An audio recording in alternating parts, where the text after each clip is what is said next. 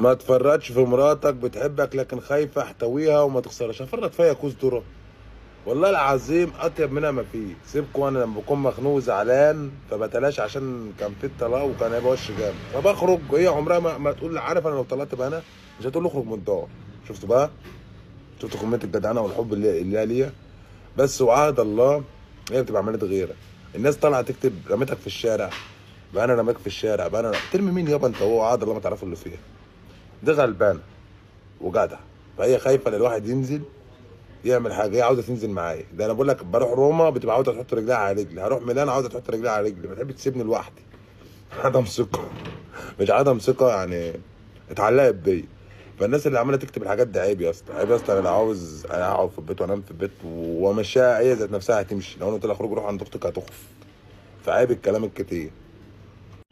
انت بتحب امك ولا مراتك اكتر بجد والله يا سويس؟ انت تعبان يا صاحبي، وادي اسال. ام طبعا، ام ويجي بعدها العالم كله. ام يا اسطى، ولولا غير كده يبقى بني ادم اعوذ بالله، مش بني ادم اصلا.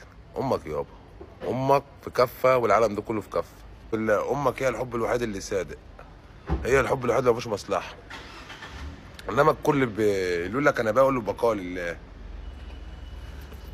مفيش حد بيحب حد زي امك ولا حد يحبك زي امك. انت لو مريض امك هتحبك، لو حشاش امك هتحبك، لو بتبيع امك هتحبك، لو بتخان امك هتحبك. انما انت لو فيك الصفات دي عمر ما مراتك هتحبك، صدقني يعني.